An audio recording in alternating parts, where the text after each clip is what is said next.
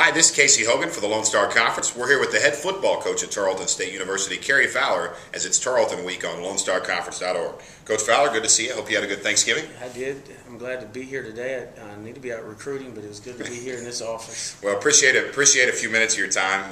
Coach, you finished 6-4 this past season. Looking back, you've had a few weeks. How pleased are you with your team's performance this year? I was real pleased. You know, I think that sometimes you can look at it and try to find all the negative issues. Yeah, there were some situations that we probably made 4 or 5 plays here, and the outcome could be different. I think, but you live and learn, and I think that's was probably the biggest key for our season is we were able to learn from our mistakes. We were able to correct them in some areas, and some areas we still struggled with them. But I was really pleased. Our first recruiting class of the freshmen that we're trying to bring in and bring in select transfers with them is their redshirt freshmen, and boy, they play hard. They give you everything you want in practice, and then they make a mistake, and they'll look at you like, Coach, what did I do? And so it's a fun year. I probably have more fun coaching this football team than I had. Even the last 2 years. These young guys starting to grow, and they practice so hard every day. So I couldn't be happier. You'd always like to be, in the playoffs. Sure. or something like that, but the growth of the team and the things that they accomplish on and off the field, they make it really fun. We talk a lot about how bright the future is for your football team, Coach. It's a young team. You only have 12 seniors that won't return next year. Talk about some of those young players you expect to really step up and take a big role next year. You see a lot of them on a day-to-day basis. I had a hard time trying to nominate a freshman of the year. You got Barnes, and you got Henshaw, and you got Perez, and Mark Martinez, and the list goes on of guys that could have possibly be in that situation. But there's a lot of kids I look to step up. Cody Travis is the guy that's got to step up first at an offensive tackle, and we talk about Cody all the time. And Cody here from Stephenville, he's got a chance to be a really good football player, and playing against right beside Nick Perez, that looks bright. I'm looking forward to seeing him. There's a guy named Andre Plata that played some for us at wide receiver that we expect big things out of. And then the guy that nobody's really seen is a kid named Christian Osborne, and he gives us a threat on the outside that we haven't had.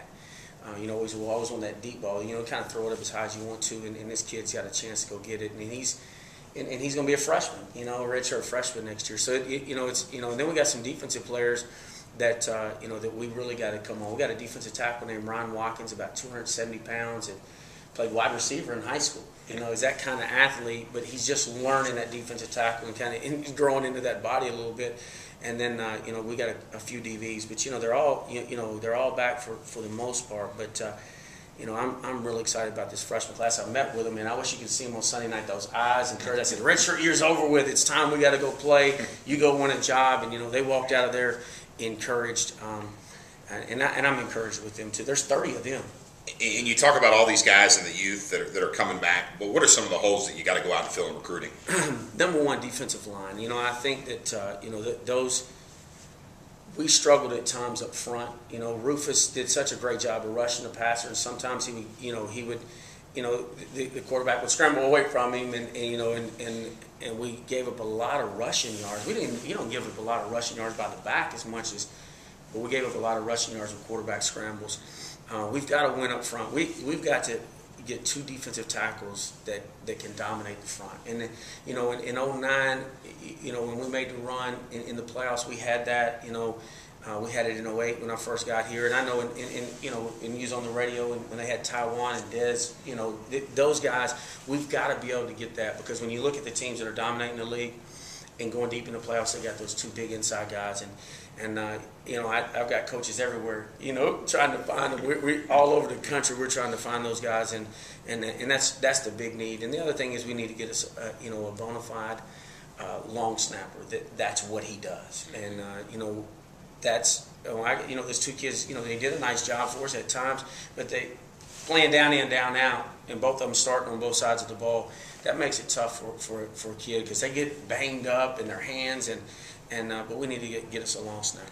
And last question, I wouldn't be doing my job if I didn't ask. 30 seconds. Run us through the quarterback position. What we can expect there next year. You'll see both of those kids. It's exciting because you have the same offense, but yet it's totally different to prepare for. You like the completion percentage by both of them. You know, they broke, over school records in completion percentages. Aaron can run it. And I don't hide anything. Aaron has surgery this week, and nobody's really seen Aaron at the way that he was. And hopefully that we can get some relief. And he had that all year, Casey. But, Jake Finsky can, he can throw it and get it out of his hand. And it's the same type of offense, just running the zone read. But, I got a young one now named Zeb Warner out of Marble Falls that has really came on. But it'll be fun to see those two guys and just keep them rolling. Have fun. It's good to have options. You roll every position. I told, and we've done it before at Midwestern, and you see some of the other teams doing it now. I told Coach Gary, I said, we roll every other position. Why not roll the quarterback? You got two great players. Let's don't, So I'm really, really excited. I'm excited about seeing them both on the field together. Sure. And that's something, Aaron can run the ball too. So, I'm anxious to seeing that aspect of it. That's the head football coach of the Tarleton Texans, Cary Fowler. Coach, thanks for your time. Best of luck this offseason. Thanks, Casey. I appreciate it. Yes, this is Casey Hogan for the Lone Star Conference. Make sure you check LoneStarConference.org as Tarleton Week continues tomorrow as I sit down with the associate head coach of the Tarleton men's basketball team, Chris Reisman.